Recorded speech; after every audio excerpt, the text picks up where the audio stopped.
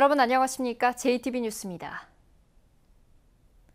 불볕더위가 계속되면서 가축 폐사가 잇따르고 있습니다. 이번 여름에만 벌써 22만 마리가 넘는 가축들이 폐사했는데요. 폭염은 다음 달까지 계속될 것으로 예상돼 농민들의 시름이 갈수록 커지고 있습니다. 첫 소식 주혜인 기자입니다. 30도를 훌쩍 넘는 기온 탓에 양계장 안은 그야말로 찜통입니다. 대형 선풍기 세대가 쉴 새 없이 돌아가고 분무기까지 동원해보지만 더위를 쫓기에는 역부족입니다. 곳곳엔 폐사한 닭들도 널려 있습니다. 가동시키고 또 거기에 부족해서 지금 고압기로 시원한 물 받아서 뿌려주고 그래도 이 습이 많다 보니까 폐사가 많이 나옵니다. 닭들이 더위에 지치지 않게 하기 위해서 이 양계장에서는 고압 분무를 실시하는데요. 하루에 사용하는 물의 양만 무려 4톤에 이릅니다. 또 다른 양계장도 사정은 마찬가지. 하루 종일 스프링클러를 들고 지붕에도 수시로 물을 뿌려봤지만 소용없었습니다. 올 여름에만 토종 딱 4천여 마리를 잃었습니다. 비가 막 오다가 하루에 막 해가 바짝 떠버린다고. 50원 내가 들어갔다가 건질려고 들어갔다가 내가 죽겠더라고. 폭염이 이어지면서 가축 폐사가 잇따르고 있습니다. 올 여름 들어 전북에서 폐사한 가축만 22만 3천 마리가 넘습니다. 닭이 22만 1천여 마리로 대부분을 차지하지만 돼지와 오리 1,300여 마리도 불볕더위를 견디지 못했습니다. 가축 재해보험에 가입하지 않은 농가들을 더한다면 실제 피해는 더 클 것으로 추정됩니다. 이번 폭염은 다음 달까지 이어질 것으로 예보되면서 농민들의 시름은 더욱 깊어지고 있습니다. JTB 뉴스 주혜인입니다. 요즘 같은 무더위에도 전기료 폭탄이 무서워 에어컨 틀지 못하는 분들 많으실 텐데요. 가정에만 부과되는 전기요금 누진제가 헌법에 어긋날 소지가 있다는 법원의 판단이 처음으로 나왔습니다. 오정현 기자의 보도입니다. 직장인 김윤태 씨는 지난해 여름 전기요금 폭탄을 맞았습니다. 사용량대로 따지면 6만 8천 원어치 전기를 썼는데 2배 가까운 12만 8천 원이 부과됐습니다. 누진제 때문입니다. 김 씨는 누진제를 포함해 현행 전기사업법에 의한 요금 결정이 헌법에 어긋난다며 위헌 법률 심판 제청을 신청했습니다. 가정용 전기에만 이렇게 누진제 요금을 적용하는지 이해가지가 않고 이건 상당히 부당하다고 느꼈습니다. 이제 저뿐만 아니라 이제 다른 많은 국민들이 이걸 분명히 부당하다고 느끼면 분명 여기에는 법적 오류가 있을 거라고. 전기사업법에 따르면 전기요금 결정의 권한을 대통령과 산업통상자원부 장관에게 위임하도록 하고 있는데 전기요금의 결정 행위는 국민들의 이해관계에 직접 관련된 것인 만큼 입법자가 결정해야 한다는 주장입니다. 형식적으로는 요금이지만 실질적으로 세금과 유사하다. 그렇기 때문에 그거에 관해서 전기 요금을 결정하는 요금 체계는 법률에 규정이 되어 있어야 되는데 법원의 판단도 크게 다르지 않았습니다. 군산지원은 전기사업법 제16조 1항이 헌법에 어긋난다고 보고 위헌 여부를 최초로 헌재에 묻기로 했습니다. 한편 지난달 인천지방법원은 소비자 860여 명이 한전을 상대로 낸 전기요금 부당이득 반환 청구 소송에서 누진제가 가정용에만 적용되는 건 부당하다며 처음으로 소비자의 손을 들어줬습니다. JTB 뉴스 오정현입니다. 봉사활동을 통해 만난 여학생들을 상습적으로 성희롱한 혐의로 40대 교직원이 검찰에 송치됐습니다.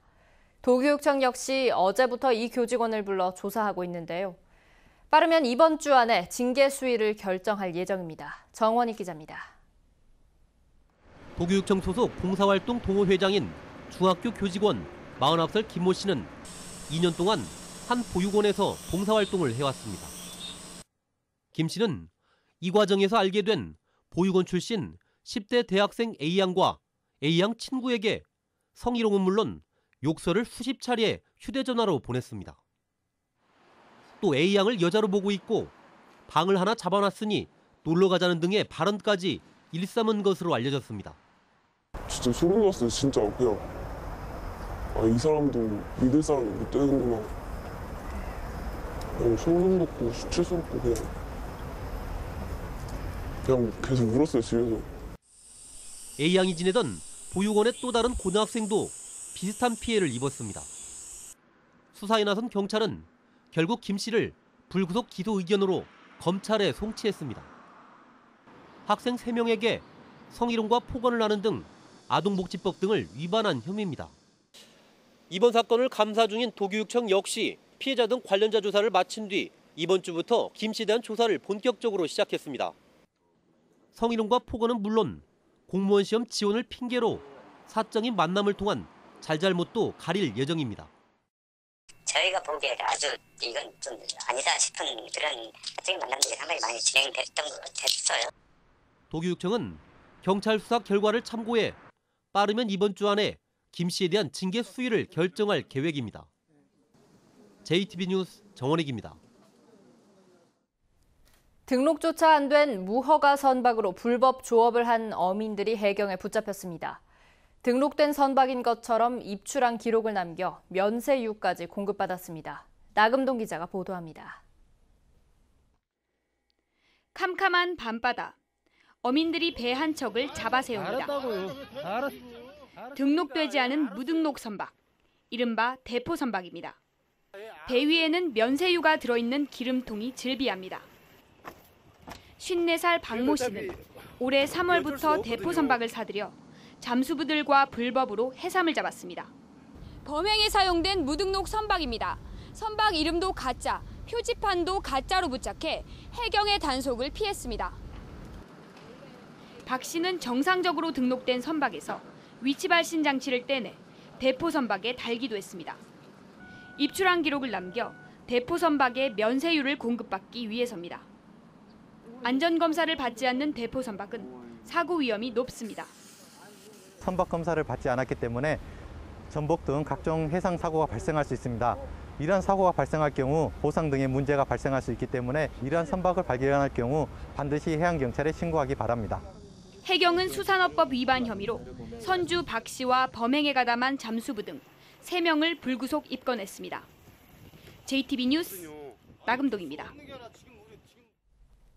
백제 무왕과 선화공주의 전설이 서린 곳, 익산 미륵사지 말고 한 곳이 더 있습니다. 바로 익산 쌍릉인데요. 무왕과 선화공주의 무덤으로 알려진 쌍릉에 대해서 100년 만에 다시 발굴 조사가 추진됩니다. 송창용 기자가 보도합니다.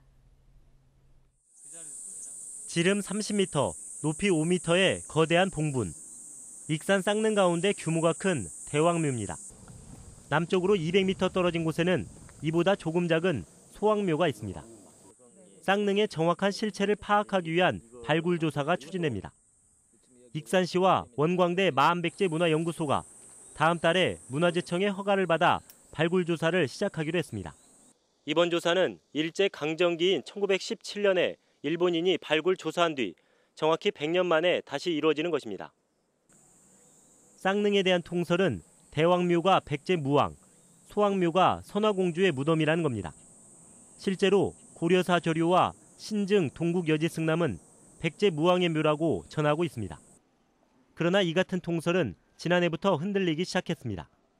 국립전주박물관이 일제강점기 대왕묘에서 발굴된 치아가 여성의 것이고 토기는 신라계라고 발표한 것입니다. 출토 유물 보고서에 대한 문제점 등을 해소하기 위해서 정밀 발굴을 추진하게 됐습니다. 정밀 발굴 조사 결과를 바탕으로 향후 세계예산 추가 등재 등을 추진할 계획입니다. 익산 쌍릉의 실체가 파악될 수 있을지 100년 만에 이루어지는 발굴 조사에 기대가 커지고 있습니다. JTB 뉴스 송창용입니다. 남원시가 통합민원 발급기 설치를 늘려 민원 서류 발급을 기다리는 시간이 줄어들게 됐습니다. 진안구는 주민등록을 옮겨와 살면 최대 20만 원의 장려금을 지급합니다. 권대성 기자가 보도합니다. 남원시가 시청 민원실 등 3곳에만 있는 통합 민원 발급기를 추가로 설치했습니다. 추가 설치 장소는 동지역 읍지역 등 9곳입니다. 남원시는 민원인들이 각종 민원 서류를 여러 창구가 아닌 한 창구에서 신청하고 발급받게 돼 대기 시간이 크게 줄어들 것으로 기대하고 있습니다. 앞으로도 민원 발급 실적이 많은 지역에 추가 설치를 검토하여 신속하고 정확한 민원 서비스 제공을 위해 최선을 다해 나가겠습니다. 진안군이 인구 늘리기를 위해 다음 달부터 전입 장려금제를 시행합니다. 다른 곳에서 1년 이상 살다가 진안으로 옮겨와 6달 이상 살면 10만 원, 1년이 지나면 10만 원의 전통시장 상품권을 추가로 지급합니다. 또한 인구 늘리기에 도움을 준 단체에는 최대 500만 원의 전통시장 상품권을 지원합니다. 올해로 3번째를 맞은 섬진강 다슬기 축제가 오는 29일과 30일 이틀 동안 섬진강 생활체육공원에서 열립니다. 축제에서는 다슬기와 민물고기 잡기, 필봉농악 공연 등 다양한 체험과 문화 행사가 진행됩니다. JTB 뉴스 권대성입니다.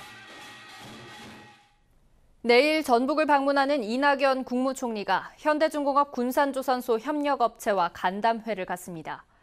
이 총리는 내일 오전 10시 군산 새만금 컨벤션센터에서 열리는 새만금 남북도로 기공식에 참석한 뒤 11시부터 현대중공업 군산조선소 협력업체 관계자들과 도시락 오찬을 가지며 건의사항을 청취할 예정입니다. 현대중공업 협력업체들은 군산조선소 가동 중단에 따른 정부 대책이 너무 미흡하다며 군산조선소 재가동 방안을 마련해달라고 요구하고 있습니다. 군산시와 충남 서천군을 잇는 동백대교의 이달 말 부분 개통이 무기한 연기됐습니다. 군산시는 동백대교가 개통되면 하루 2만 5천 대의 차량이 이용할 것으로 예측되지만 동백대교 진출입로 인근 지역의 교통 혼잡과 안전 문제에 대한 대책을 마련하지 못해 부분 개통을 무기한 연기하기로 결정했다고 밝혔습니다. 정읍 무성서원 등 서원 9곳이 유네스코 세계유산 등재에 다시 도전합니다. 문화재청은 무성서원 등 한국의 서원 9곳을 세계유산 등재 신청 대상으로 확정했습니다. 문화재청은 지난 2015년 세계유산센터에 한국의 서원 등재 신청서를 제출했지만 심사에서 반려 판정을 받자 등재 신청을 자진 철회했습니다. 한편 전라도가 무성서원과 함께 등재 신청을 추진한 서남해안 갯벌은 신청서 내용이 미흡하다는 이유로 보류 판정이 내려졌습니다. 이력서 등의 출신지와 학력 등을 기재하지 않는 블라인드 채용이 전면 시행됩니다. 전라도는 오는 9월부터 전북연구원과 한국탄소융합기술원 등 도화시군이 출자하거나 출연한 기관 52곳에서 블라인드 채용을 전면 시행할 계획이라고 밝혔습니다. 이들 기관은 구직자들에게 출신지나 가족관계, 학력, 신체 조건 등을 인적 사항을 요구할 수 없고 직무 능력을 평가하는 방식으로 채용 과정을 전환할 예정입니다.